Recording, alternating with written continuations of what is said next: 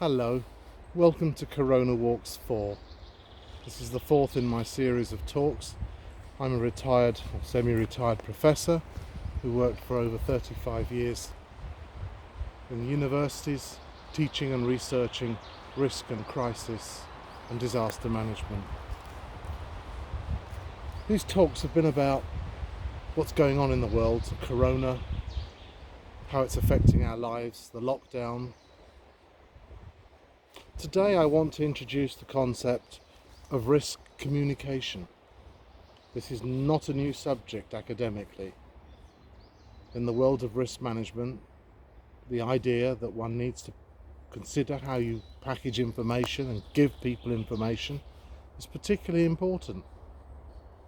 It'll affect how people accept certain types of risks and certain types of behaviours that you're expecting from them in return.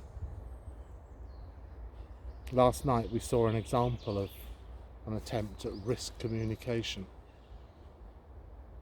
The Prime Minister of the United Kingdom basically gave a message that was at a complete variance with the message that is being given to the people in Scotland, Wales, Northern Ireland.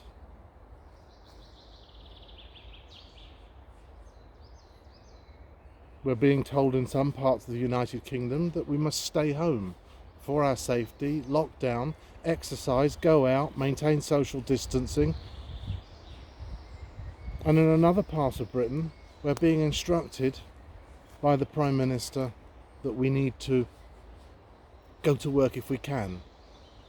Try to go not using public transport, but use public transport if you can't avoid using public transport. Make sure we practice social distancing at work. Whose responsibility is that? The employee? The employer? How are we supposed to manage this?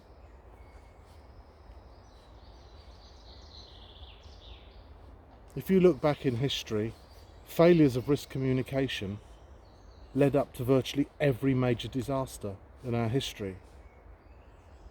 The Townsend-Thoresen ship. Safety engineers had said, let's put something on the ship so that the people running the bridge are able to know if the front door's open when they're driving the ship. The accountant said no. They didn't fit it, and 243 people, I think it was, died tragically. This time it's a much bigger ship, it's the UK. We're also told this morning that the communications we've been receiving about daily death tolls are not accurate. First we were told they weren't accurate because they weren't including people dying in nursing homes. This morning we learned that 32,000 may actually be 50,000. 32,000 was already very, very scary. 50,000. Maybe some serious questions need to be asked about the direction we're going in and who's the captain of this ship. Is he fit and proper to carry out the task concerned? And if we're sending out a message that you can go out but you can't go out, that you can go to work, that you can't go to work, that you can use public transport, that you can't use public transport, that we may open hospitality venues on the 1st of July. Schools will start opening in 3 weeks. Less than that, 2 weeks. Are we actually heading out of port with the bow doors wide open? I would have liked to have heard more about how we're going to manage this risk by spotting where COVID-19 exists in society and how we're going to isolate those cases and get control of the epidemic from that direction before we start making radical changes to our social behaviour. Otherwise, why have we done this? What was it all for? if we're all just going to go out and reinfect each other.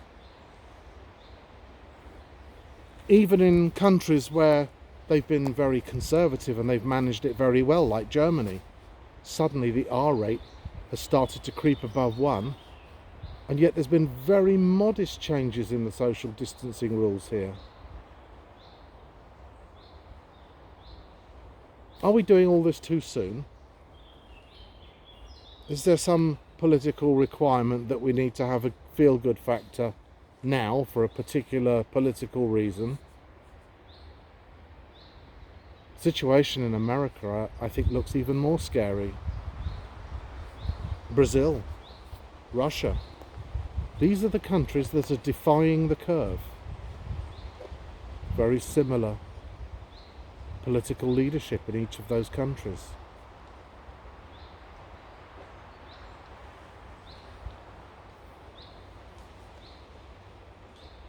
It's a windy day today.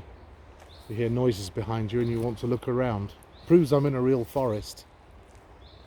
And just look at this carpet of green behind me. All this moss. It's absolutely magical here today. But the weather is completely different.